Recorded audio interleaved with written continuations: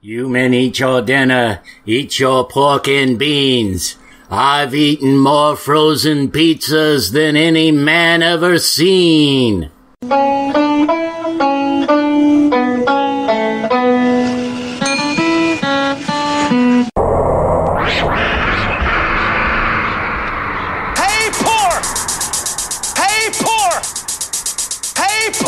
You don't have to be poor anymore. Jesus is here. The loudspeaker spoke up and said, Christianity is stupid.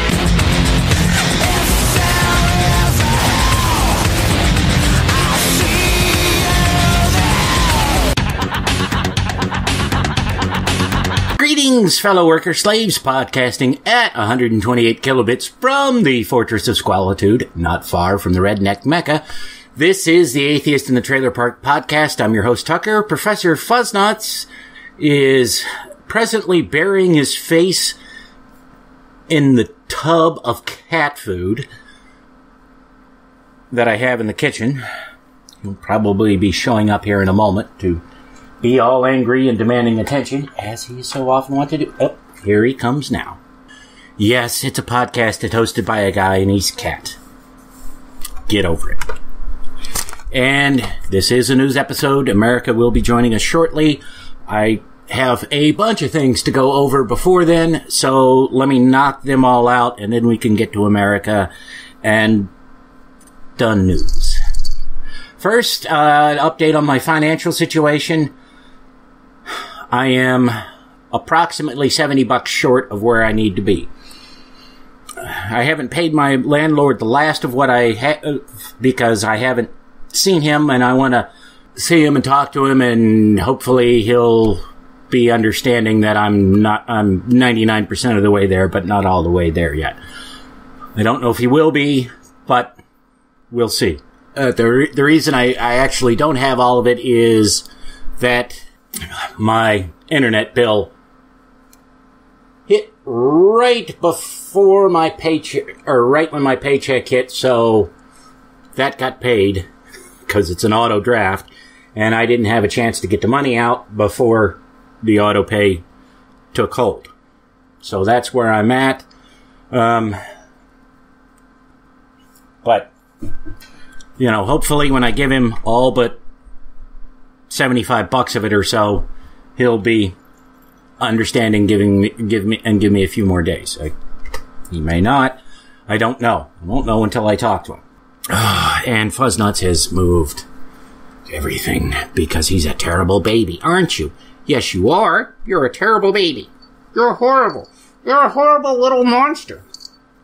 Okay. Next, is on Saturday, they had a surprise thing. I mean, they just pulled it out of their ass like on Thursday night, something like that. It's Thursday night. They announced that they were doing a donuts with the Democrats at the local offices for the Sumner County Democrats. So I went to that. Glad I did. They had a bunch of people there. I mean, for short notice, they had 25 people there, which is, the potluck that we had a couple of days before that had 40 people there, and that's a scheduled event every third Thursday of the month. So that was remarkable that we got 25 people on such short notice. Several new people. I met a really interesting woman who runs some internet-based activist groups. And when I say internet-based, I mean it's just that they've got people scattered all over the country, and they don't just do stuff like make posts on Facebook and things like that. They actually organize and coordinate local protests and things like that. She was insanely great. I really hope she's not happy with the Democrats, so she said she may not come back And she's not happy with the party as a whole, not the local group. This is the first time she's ever been to a local group. But she really, really understood things, it seemed to me, really had, good game plans, made good arguments, had good points to say. She's a biologist, epidemiologist at Vanderbilt. She's got a PhD. She's very, very intelligent and hugely impressed with her as far as what she does. And she described. So I have her contact information and I've emailed her a couple of times. We've had a little conversations. Trying to see about working with her on a few things, maybe even actually getting her on the podcast. Whether or not she'll come on, I don't know. Would love to have her just to talk about her professional work, let alone her activism. I mean, both of them are remarkable. Somebody who deals with epidemiology and trying to prevent things like the Zika outbreaks that we've been having in the country are hugely important and also incredibly fascinating.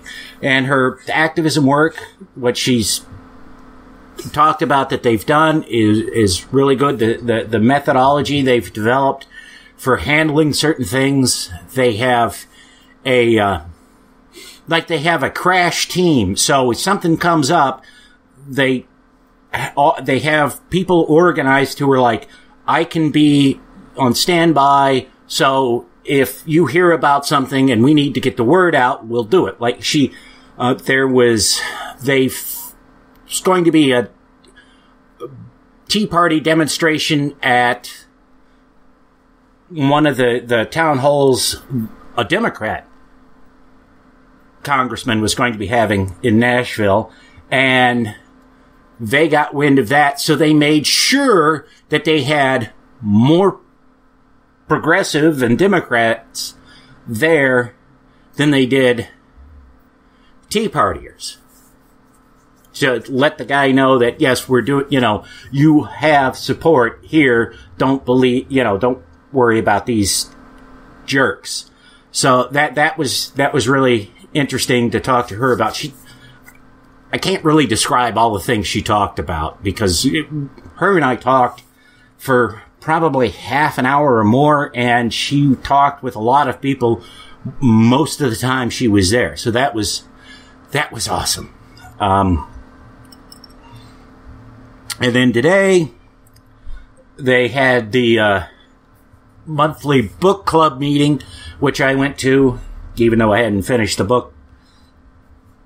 But they all kind of agreed that the book we were reading, which was Educating for Action, was good, but it wasn't necessarily apropos to what we have to accomplish. I mean, there were, and I'm about halfway through it, there's some good discussion in the book about organizing and doing things like that, but like the first part of the book is just people talking about their pet causes, and like there's one line in it which just drives me batshit because the guy is talking about, he's a peace activist, okay? That's, and he's describing things and he's talking about the drone pilots and, the guys launching the drones from the U.S. bases in Afghanistan, and he describes them as, he's like, and,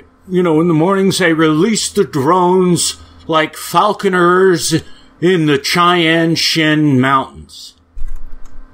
And it's like, what the fuck does talking about Cheyenne Shin Mountains add to your story? All that is you just being able to say, oh, I'm so clever. I know about these people in this place.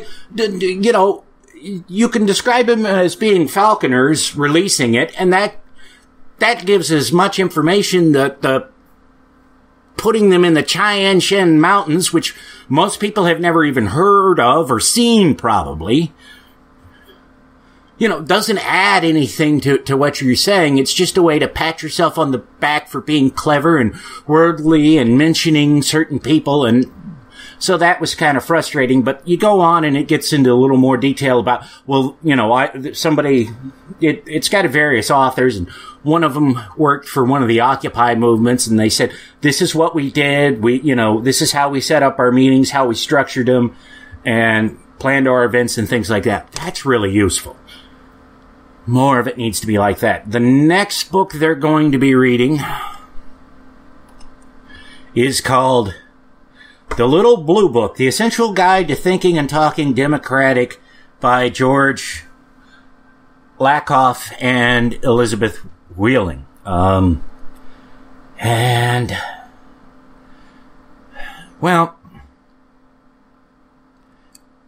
have an issue with the title because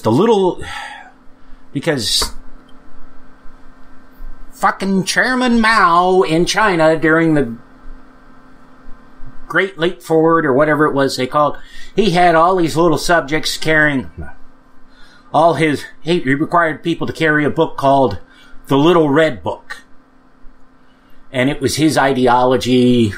It was just rambling and incoherent. A lot like this podcast tends to be. Thoughts. And, it was portable brainwashing for the masses. And so calling this The Little Blue Book harkens to that, not in a positive way. So I don't know.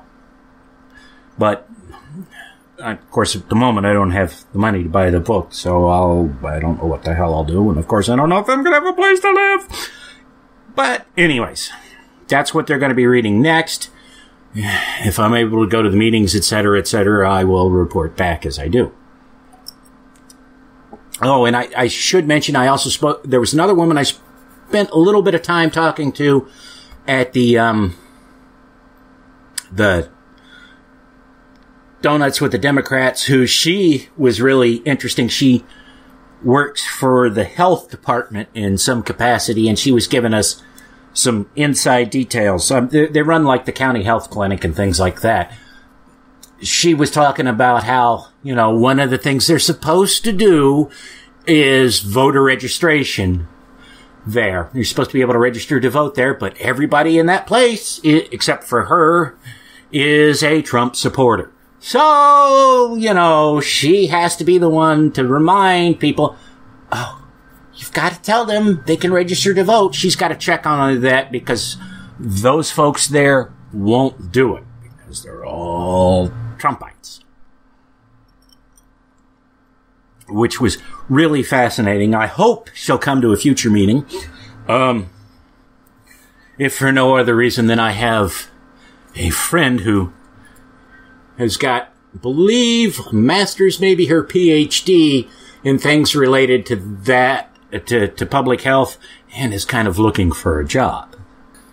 And interestingly enough, both of those women I spoke to and one other person were atheists there. So I mentioned my podcast, and hopefully they'll download it and listen to it. Hello, if you're there and listening. And if you're not, well, fuck you. Anyways, the book club thing today, we talked a little bit about the book and the Educating for Action, but we spent most of our time talking about other things, plans that the party wants to do, and upcoming events that they need to be involved in, as well as figuring out things to actually do to try and get more people to vote Democratic. So that's a bit of a win. We'll see. Like I said, we'll see what happens with all this. And then America and I recorded our segment earlier this morning. So, and I'm going to apologize now because there's going to be a lot of weird edits in it. Normally, the two of us record on Saturday afternoon, but she was going to a Ren Fest yesterday, so she couldn't record then, and, we recorded early this morning, and we're both a little logy, and, the coffee hasn't quite kicked in yet. So, when I edited the thing, I just made some cuts because her and I would read an article and talk about it a little bit, and then we just wander off on this trail of thoughts that were somewhat related, but not necessarily. So I've cut a lot of that out. And there wasn't always an elegant way of doing it. So you'll hear a few weird jumps. And I'm trying to think what else is going on that would be of interest. One thing I will mention, there is, and I don't think I mentioned this before, but there is a problem where I work in that they're losing employees rapidly because they don't pay very much. And the employees are finding other jobs where they can start out making significantly more money. That's the gal I ride to work with. That's what she's done. She's found another job, and she'll be starting sometime next week. I think it's Wednesday is going to be her last day. Tuesday or Wednesday. Probably be Tuesday. Wednesday, because if Wednesday's her last day, she'll probably wake up and say, fuck it, I ain't going. Because Friday, she picked me up and she said, tell him I'm sick, I'm not going in. I'll drop you off, but I'm not going to pick you up. Hey, I'm not going to complain. That's, saves me some time to walk, but at least on the way in. And she wasn't the only person not to come in that day. There was hardly anybody in a couple of the departments there on Friday. And the funny thing is when they told the owner that she was quitting, the owner, said, well, what's going on? And they said, well, she's going to the Gap and she can start out at $13, they're going to start her out at $13.75. And the owner was like, well, don't we match that? They're like, no. So the owner doesn't even know what he's paying people. And the folks in her department make a mere $10 an hour. I make slightly more than that, but certainly not enough more than that. And I don't make $13.75, and the Gap is, I don't know if it's farther away or closer, but I worked there in the past and I doubt if they'd rehire me. Just because that's the way they are. Not because I left a bad impression on them. They may not have been a big fan of mine, but when you have the only team in the facility that consistently hits their production goals, you get some attention from management. You don't get promoted because they can't afford to lose you where you are. I mean, my team saved the ass of our entire department. The department we worked in was the only department in the entire facility to hit their production goals for the year. The reason our department hit the production goals for the year was because of third shift, which was the shift I was on, and the reason third shift was able to so far exceed their production goals was because of my team on third shift. So, I'm not taking all the credit. I had good people working for me, and I also know how to cook the books in ways that they couldn't figure out. You learn the rules so you know exactly how to get around them in ways they can't predict or even see. I didn't start out knowing this, but I learned how to train people so that they knew how to do the job. Because that was one of the big problems every department had, was they had so many people who were there and were never properly trained. I figured out a good way of training people, and then I trained everybody on the team that I had, not only how to do their job, but how to do every other job, including mine. So that way, I never had to worry about anything. If something went wrong, okay, they didn't have to run and grab me and say, "Oh, we've got this huge problem. We don't know what to do." They knew what to do, how to handle it, and they could come up to me and say, "We had this thing happen, and so we did this." And it also protects you because when you do shit like that, you know that you don't have to worry that something goes wrong, but because nobody's properly trained, they don't recognize that there's a problem, and they just keep doing what they're doing. Okay, that's enough of my babbling. I just looked at the time, and right now it's 20 minutes of me just talking, and America is as much of this podcast as I am, so I'm going to shuffle off here in a moment and get to us reading the news. I do want to thank everyone who's donated to help me out. I really appreciate it. If my landlord's not understanding, it's no fault of anyone out there. Lots of people tried. I know a lot of people shared my request, even if they didn't donate. And, y'all have done more than can be expected of anybody. So I am grateful. And even if I wind up homeless, I'll still keep doing the podcast. There is an abandoned barn next to where I work, and we have open Wi-Fi at work, so I can do it from there. And, at least if I live in the barn, my commute will be shorter. But I do absolutely think all of you've all done massive amount of help to me by sharing the podcast, sharing my GoFundMe page, donating, all of it. I appreciate it. I've gotten letters or emails of support, tweets of support, all of it. Thank you, thank you, thank you. We've done everything we can, I think, at this point. And, at the one last thing, at the meeting today, there was a woman who, she's a lawyer, okay? She had to go on disability because of breast cancer. Her husband is on disability because of an accident he had on the job. These are people who have, she's highly educated because she was a lawyer. I don't know what her husband did on the railroad, but, he worked hard for his money for 30 years.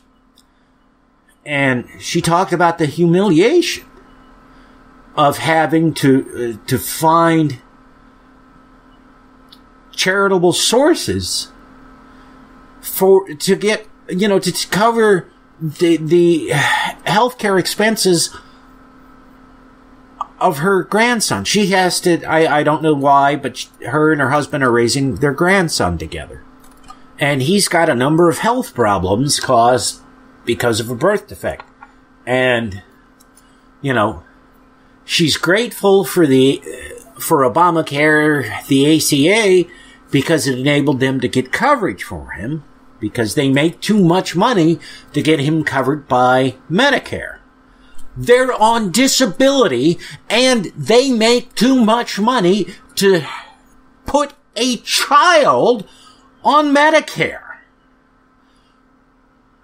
Can you? And she's, she talked about how embarrassing and humiliating it was to ask for charity when they've done their work.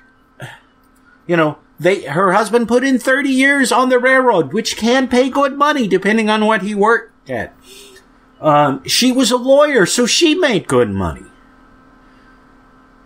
But they can't afford it. And she likes the fact that they have coverage for the kid thanks to the ACA, but she's angry, rightfully so, that it doesn't go far enough and it's still expensive.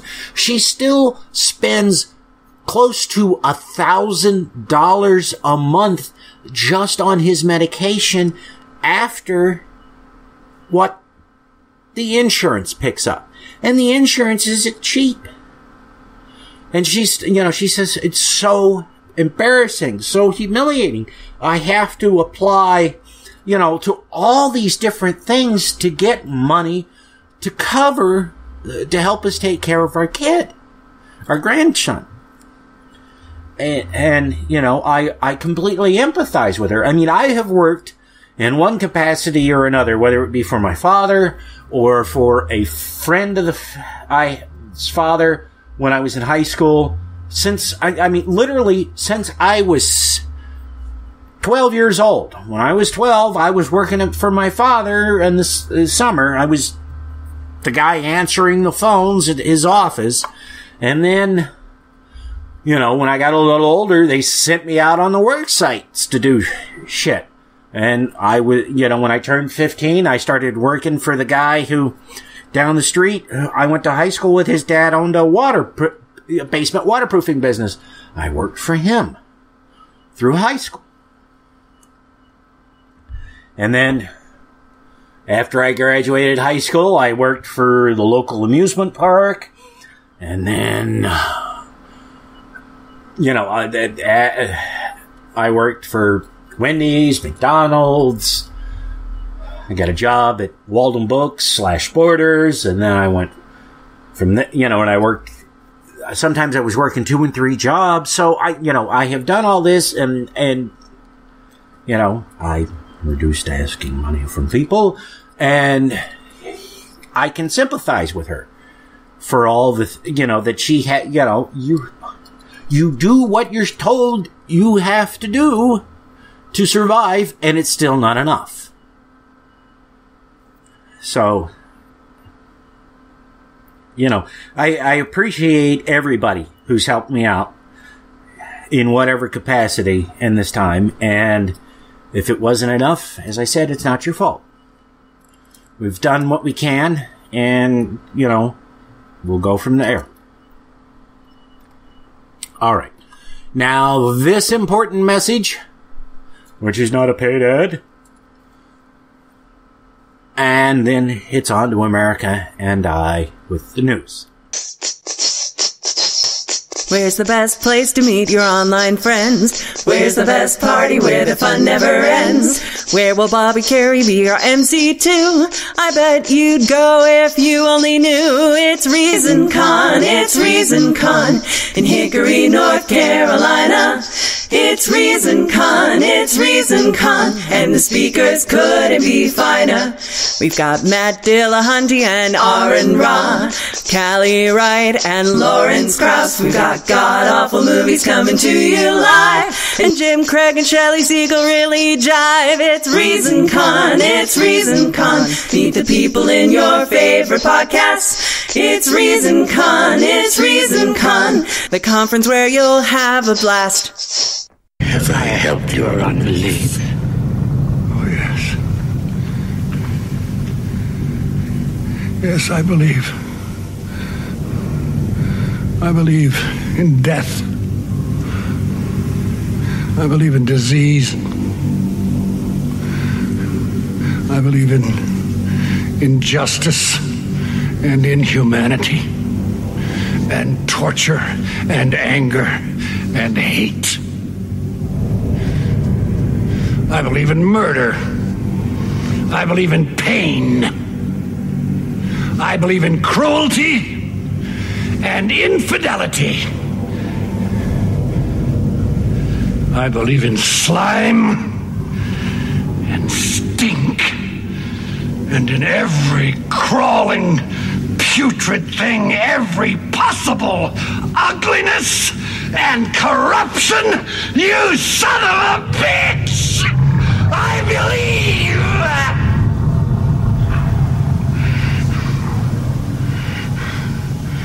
In you.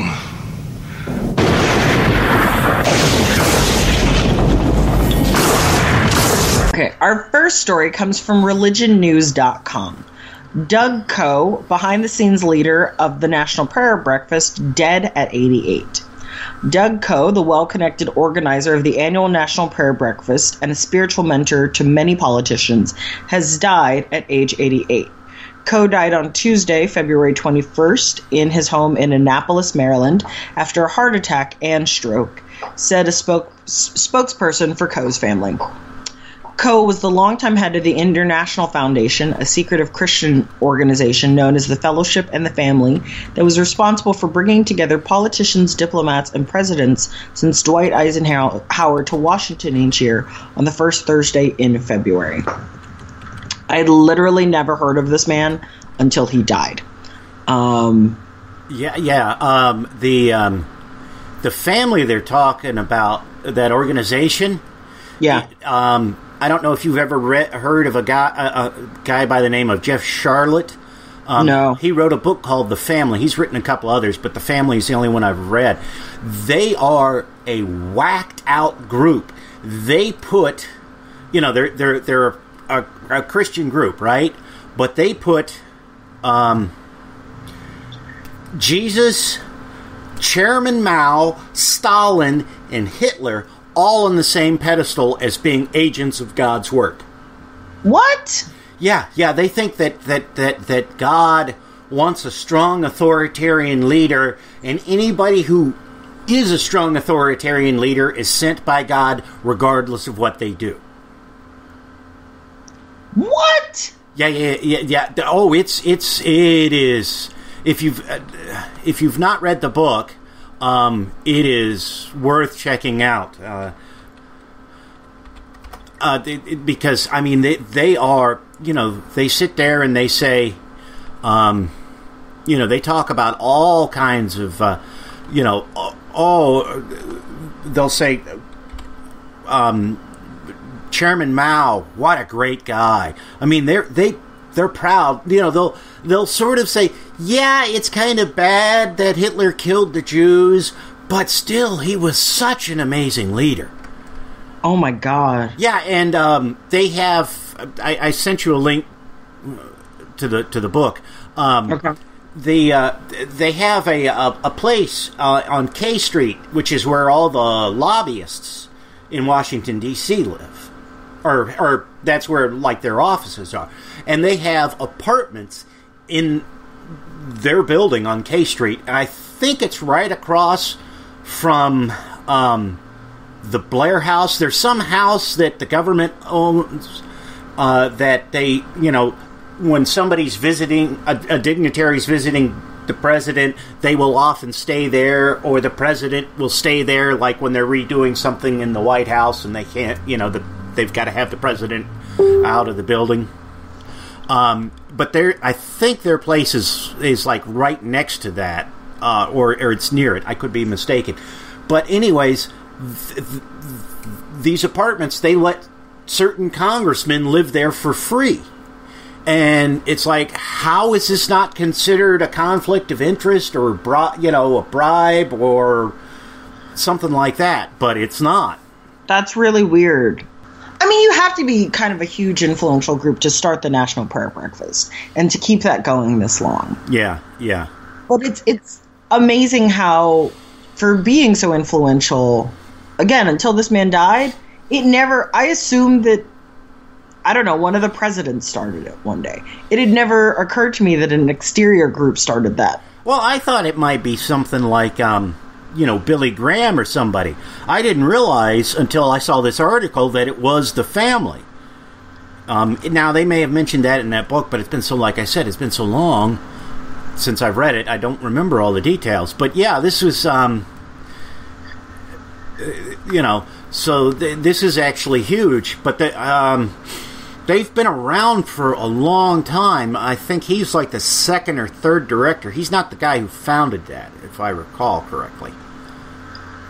But yeah, that's and you get down further in the article, and it says when Coe was named to Time Magazine's 2005 list of 25 influential evangelicals and called the Stealth Persuader, he tried unsuccessfully to persuade the editors to remove his name, and then declined to provide a photo. So the guy didn't want people to know who he was. He wanted to be the power behind the throne. Missed that he was part of the family when I read through this the first time. So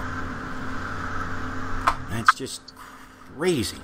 Be interesting to see what happens next, because some of the people who are in the group besides him are more radical than he is, if I'm not mistaken. Now that he's dead, I am definitely going to have to reread that book. That is a very interesting name. I would like to be known as a stealth persuader in some way, but I hate knowing that there is someone with that tag that is so connected to the presidents and politicians of my country. So let's hit the next story here. This comes from AJC.com. Pope denounces hypocritical Christians who live a double life. Pope Francis called out Christians in a sermon Thursday, suggesting it would be better to be an atheist than to lead a double life, exploit people, or manage a greedy business. You know, the guy that owns the company I work for is a Catholic, so I really need to figure out a way to print stuff that the Pope says about things like this and leave them laying around. Well, I think you should. Yeah, they're having a huge problem right now. We've lost a bunch of people because they can all get jobs paying a lot more money. The gal I ride to work with she's turned in her notice because she's got a job that's paying more money, and when they were telling the owner about it, they told her that she was going to be making $13.75 an hour, and he's like, well, don't we match that? And they're like, no. Wow. Yeah, so he didn't even know what he's paying people. How do you not know that? Because he's one of those people that owns the business but is never really there to oversee the day-to-day operations. Oh, okay. But anyways, to get back to the article, so many Christians are like this, and these people scandalize others, Francis said during morning mass at Casa Santa Marta. CNN reporting, quoting Vatican Radio, how many times have we heard, all of us, around the neighborhood and elsewhere, but to be a Catholic like that, it's better to be an atheist. It is that. Scandal. But what is scandal? Scandal is saying one thing and doing another. The Vatican later issued a note clarifying that the pontiff was simply saying that God's grace is free to all, even atheists. Apparently, the Vatican isn't familiar with the verse in the Bible which says that if you blaspheme the Holy Spirit, you can never be forgiven. And it's also kind of hypocritical for the Pope to say you shouldn't exploit people when that's exactly what the Catholic Church does. I mean, Tucker, if we're going to bring facts into this, then the story isn't as feel-good. I know, but everybody calls him the PR Pope. Yeah, I hate that. Because he says all these things that people think are good, and then when you dig into them, you find out that that's not correct, or you find out that they're whatever it is he said, the church is still doing the exact opposite. I wonder if they would assassinate him if he tried to make actual, major changes within the organization. It's happened before. There's been more than one pope who was murdered by members of the clergy because they didn't like what he was doing. Yeah, I would hate for him to die just because he was trying to be a good guy. Well, no, I wouldn't, because he believes in heaven. So I feel like, he should martyr himself. I'll write him a letter, see what happens. Yeah, there's the rumor that Pope John Paul I was murdered because he was going to change the church's position on birth control. Whether or not that's true, I don't know, but that supposedly he was going, 2 days before he died, he wanted to speak with the president which would have been Carter at that time, about birth control. And, the speculation is, he was going to change the church's stance on birth control, and they murdered him for it. Whether or not that's true, I don't know. Okay, you want to take the next story, since it's somewhat related to conspiracy theories? Yes! Unrepentant theocrats in Michigan seek church-state union and monarchy. Stephen K. Bannon, a controversial advisor to President Donald J. Trump, yesterday laid out his plan to deconstruct government during a speech to the Conservative Political Action Conference. The idea that you can simply blow up a government agency or program, even if it has been around for a really long time, and even if it works, and even if people rely on it, seems to be much in vogue in right-wing quarters these days. Sadly, Bannon is far from the only one out there bent on nihilistic destruction. The Detroit Free Press recently ran a story about what it described as a Catholic fringe group that also want to lay things to waste. This group, called Church Militant, that's not a positive name, No. has ambitious goals. It wants to tear down the wall of separation between church and replace our democracy with a far-right Catholic king who will decide what's best for us. Oh, goodness. But it can't get a king. Church Militant is willing to settle for Trump. Right, because he's a good, moral Christian man. Oh, Lord. The organization, headed by an ex-gay man named Michael Voris. I hate ex-gay every time I see it or read it. You're still gay. Runs a website and TV station. These vehicles, Voris hopes, will bring everyone into line with his version of Catholicism. Strangely, he seems to believe that Trump, a nominal Presbyterian not known for his piety, will lead the way. Oh, God. Tucker, who comes up with this stuff? Yeah. Well, and see, this is just like the family. Because, It is. As the article says, they believe God sometimes uses bad people for his own ends. But, and people like, this is how somebody who disagrees with Trump on anything still will support him because they think, oh, well, he's doing, this one thing that is going to be the instrument that allows us to do everything we want to do later on. And, the whole stuff with Bannon and the others wanting to destroy the government, that's really reminiscent of a certain European country in the early 1930s that later went on to conquer most of Europe before getting beaten back in one of the bloodiest wars in human history. But, that's okay, because it's Jeebus or whatever. So when the revolution comes, how many rounds do you think I'm going to need? Should I start stocking up? Maybe I don't have enough.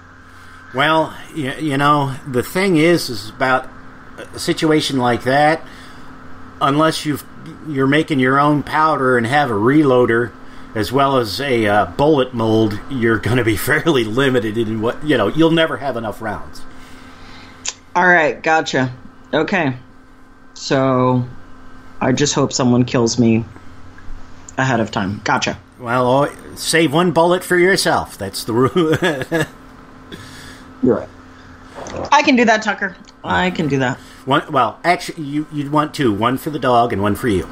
True. Yeah, I'd be super upset if somebody ate my dog. This comes from someone who once suggested eating my cat? I want to be able to eat my dog because I've loved him and taken care of him, and I've marbled the meat correctly. Like, I massage him to make sure it's all in there and well placed.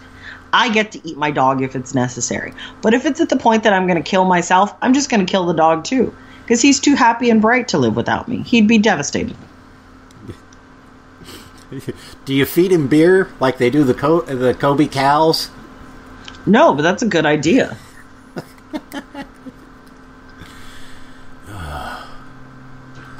All right. Let's see here. Anything else we want to say about these nut jobs? No, I'm just amazed that he's like, yeah, we want a Catholic king, but we can't get one. We'll just use Trump. He's close enough. Okay.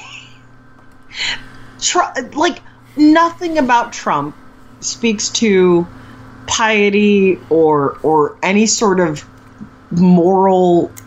Nope, that's not true, actually. I feel like Trump would have done really well in biblical times. I really do. Yeah, probably so. Maybe it's a little early. Maybe the time is not quite yet. But those other worlds, promising untold opportunities, beckon. Silently, they orbit the sun, waiting.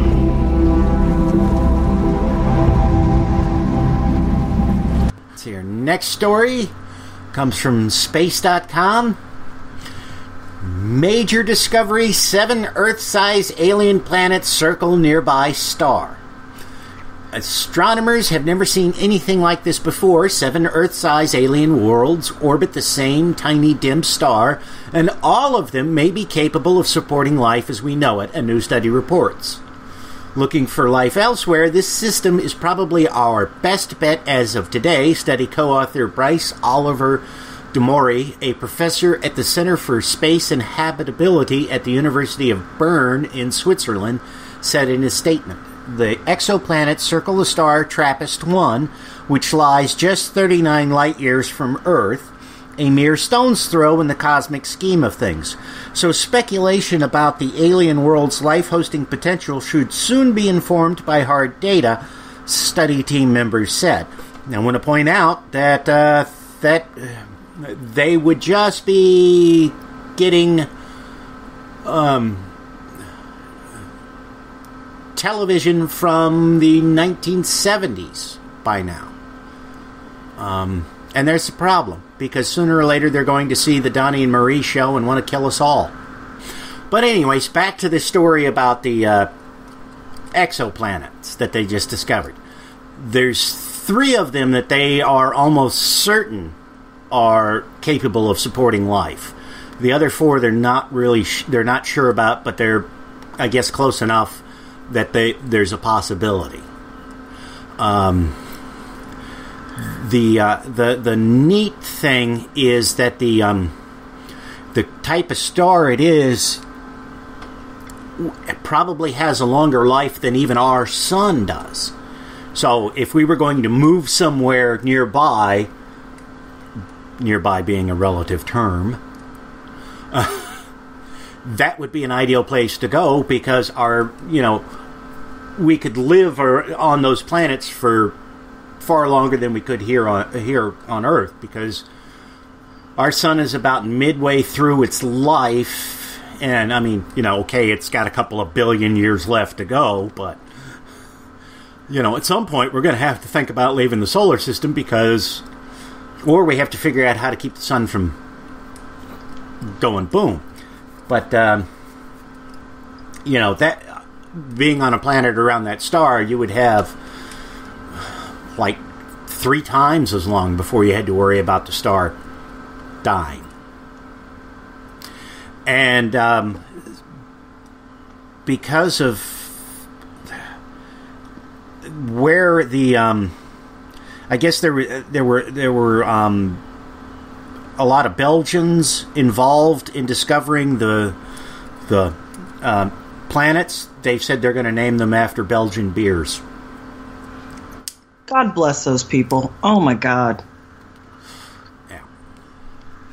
The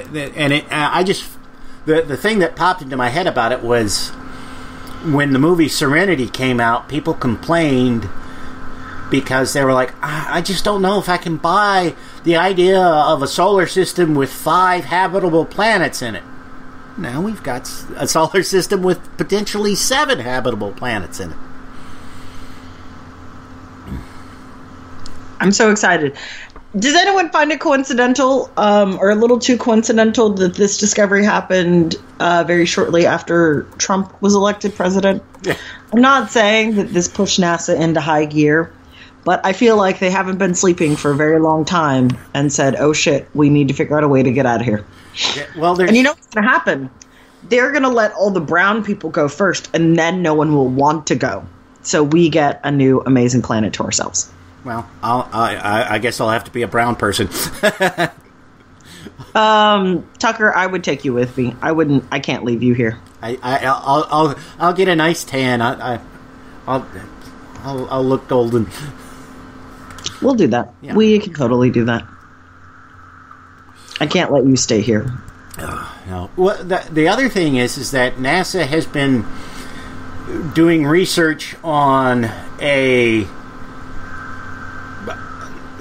what they call an impossible drive system. In other words, it's not supposed to work, but the early experiments seem to indicate that it does work.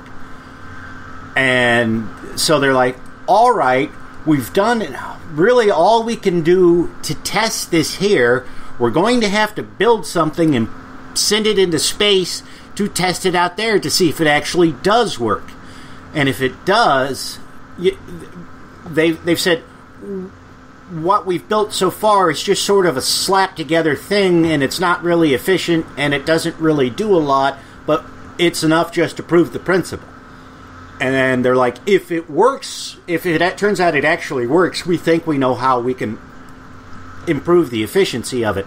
And it's like, ooh, yeah, you get something that can go fairly, close to the speed of light, and thanks to time dilation, the voyage won't be that long on board the ship. It'll be, that long in the real world, but on the ship it won't seem nearly as long. Like I forget exactly how it works, but like if you go half the speed of light, time passes half as fast for you as it does for everybody else. So the journey would take 80 years, but it would only seem to be 40 years to the people on board the ship. Which, okay, that's a long trip, but, you get to, let's say, just under the speed of light, and, then the trip will seem significantly less than 40 years, even though it'll take you 40 years to get there. So, in that scenario, somebody who leaves on the voyage, if you're like 90% of the speed of light, it might cut off like 90% of the time shipboard. So, it would, instead of being 40 years, it would only seem like a 4-year trip to you. It would be 40 years for the rest of the universe, but for you, it would only seem like 4 years. You could probably manage to do that. I could do that. I would be perfectly okay with that. Yeah. Put everybody on something that's like a giant cruise ship in space, and they wouldn't go squirrely. Plus, you do it, you could have, you'd have the most spectacular views in the universe as, the stars are moving by at weird colors and long streaks and things like that. That was the most offensive science report I've ever heard. How could you do such a thing? Beavis helped me. Our next story comes from the Telegraph.co.uk, which I love, that we get .com and everybody else has to add their country to the end of it. Anyway, woolly mammoth will be back from extinction within 2 years, says Harvard scientist. Tucker, I personally blame you for this. When shit goes downhill, literally, and there are dinosaurs roaming the planet, I will find you and I will smother you with a pillow. This is all your fault. But woolly... But you don't want dinosaur steaks and... No, Tucker. I've seen all of those movies and it all ends horribly. No one gets a steak out of it, which would be cool. Woolly mammoths could be brought back. Woolly mammoths, of course, in air quotes, could be brought back from extinction within 2 years, the scientists behind a groundbreaking resurrection project have said. World-renowned geneticist Professor George Church, I love that name, and his team at Harvard University have been working for the past 2 years on recreating the DNA blueprint of the mammoth. They have used DNA from mammoths that were preserved in Arctic permafrost to look for the genes that separated them from elephants, such as those with the code for shaggy coat, big ears, and antifreeze blood. By splicing the mammoth genes into the genomes of an elephant embryo, the team believe they can recreate a mammoth-elephant hybrid, which would have all the recognizable features of a mammoth. Lab tests have already shown that cells function normally with mammoth and elephant DNA, and scientists now have ambitious plans to grow a mammoth embryo within an artificial womb rather than recruit a female elephant as a surrogate mother. Oh my gosh, as scared as I am, this is incredibly exciting. Since starting the project in 2015, the researchers have increased the number of edits where mammoth DNA have been spliced into the elephant genome, from 15 to 45. Professor Church, who heads the Harvard Woolly Mammoth Revival Team, that sounds like an awesome band. We're working on ways to evaluate the impact of all these edits and basically try to establish say that for me, Tucker. Embryogenesis. Thank you. In the lab. Oh my God! All right. I'm not excited, but I kind of am. Well, but if we're able to do this, this has huge implications, not merely for bringing back extinct animals, but an artificial womb is a boon for people because a lot of women, want to have children but can't because they don't have a uterus anymore, or they have some kind of birth defect which prevents them from carrying a child. Right. So if they can work it out, then that option exists for women. Additionally, and this is the article doesn't talk about this, but there has been research done in the past where they've taken the unfertilized eggs from cows, all right, and they've fused them together and gotten them to start dividing. So you don't even need a bull to get cows to reproduce. So a lesbian couple could have a child that's biologically their own. That's amazing. Yeah, and if they get all this working, that will probably make that a more viable technology because they'll be playing around so much with the genetics of embryos and eggs, so they'll be able to do things like that, and then you could conceivably even get sperm and have those merge and form create a child. So you could have two gay men who have a child that is biologically both their own. Maybe not, I don't know. There may be some differences between the sperm and the egg, but they are genetic delivery devices. Is it Kentucky, though, that says any child that is born of... Some regressive state is trying to pass the law, where any child born of artificial insemination, or basically anything that isn't P in the V, is an illegitimate child? That's the other Kentucky, Tennessee, and it's not law yet, but it's been proposed, yeah. Those aggressive assholes. Yeah. But still, this is a huge thing. I mean, if we can bring back woolly mammoths and other animals, that would be awesome. I mean, there's, even if we can't go farther back than, say, animals that were around within the past 60,000 years, there's all kinds of things we could bring back that have gone extinct. The Thysaline, which is it's a marsupial tiger. It's not really a tiger, but it's No, we're not doing tigers. I could move away from a mammoth and not get stepped on. I don't want something that can climb and swing in a tree and then reach down and eat me. No, actually, Thysalines wouldn't be able to attack you. They're not. They're less dangerous than a dog. They thought they were killing the sheep in New Zealand or Australia, wherever it was native to, and so they wiped them all out, and then scientists in recent years have studied the bones and things like that, and they're like, it doesn't have the jaw strength to kill a sheep. Okay. So you'd be fine. I mean, you might get scratched up a bit, but Okay. I'm trying not to die, by prehistoric animals coming back and eating me legs first. Yeah. Okay, so let's hit the next story. This comes from phys.org. 60,000-year-old microbes found in Mexican mine. NASA scientists. NASA scientists have discovered living microorganisms trapped inside crystals for as long as 60,000 years in a mine in Mexico.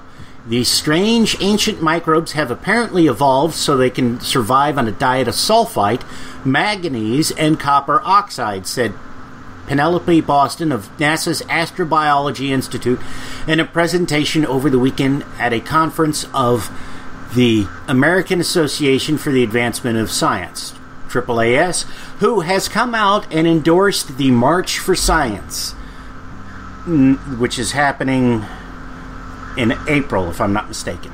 Maybe March. I don't remember. But anyways, it's a bunch of scientists marching against Trump. And that's the first time they've ever endorsed anything like that. But I believe it's April 22nd, which is Earth Day. Right.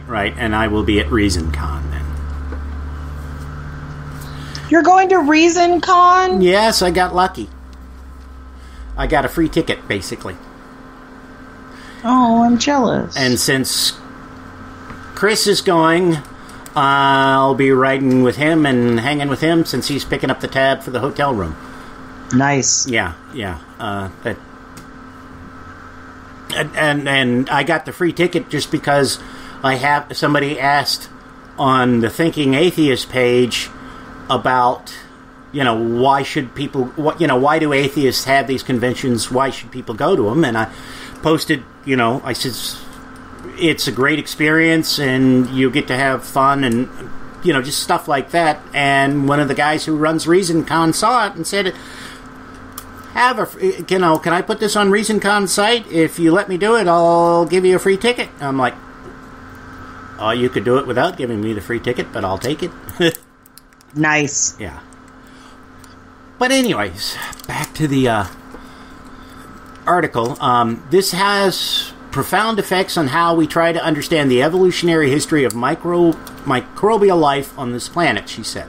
They were discovered in the Naca mine, a working lead, zinc, and silver mine in the northern Mexican state of Chihuahua. The mine is famous for its huge crystals, some as long as 50 feet. The discovery has not yet been published in a peer-reviewed scientific journal, but it has led Boston to believe that living organisms may also have survived in the extreme environments of other planets and moons in our solar system. And this isn't even the oldest that anybody's ever found. There was a mine in Canada some years back where they found water that had been trapped underground for over 1 billion years, and there were microorganisms living in that. Of course, you just gotta wonder what the hell these things will do if they get out into the rest of the environment. Will they, Tucker, we've seen this movie. Yeah. We know what happens. Yeah, well, they may die. It may be they can't handle the exposure to oxygen, or it may be that they're perfectly fine. But this opens up things for, it increases the possibility that there's life elsewhere in the solar system and the rest of the universe. And it also it says we're never really going to be able to decontaminate everything because we're just going to, all the stuff can survive in such extreme environments that, no matter how hard we try to sterilize something, we can't do it because at some point you can only heat it so hot before the metal melts or the electronics fry in the space probe. There's all kinds of microorganisms that can handle radiation just fine. And freaking tardigrades can handle being exposed to the vacuum of space for months at a time. They stuck them on the outside of the space station, pulled them in, dunked them in water, and they were back and happy. So, and it means if we bring anything back to Earth, we've got to be from another planet. We've got to be careful because whatever is on there might survive. But then again, it may find oxygen toxic to it. The first microorganisms on Earth oxygen was toxic to them. I'm excited because, again, I've seen this horror movie. Everybody dies. And so I already know what's going to happen. In fact, I just watched the X-Files episode on something similar to this the other day. But I believe it was Antarctic permafrost. Either way, we're all going to die. Yep. And I am going to shut this off here because, well, we've already crossed the hour mark. I know I haven't gotten to everything. I'll put out part 2 of this episode later on this week.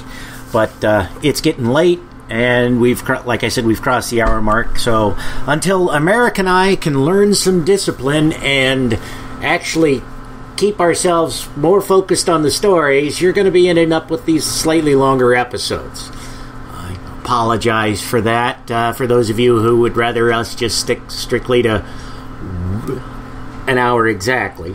And also, it's kind of my fault because I did blab a lot in the beginning.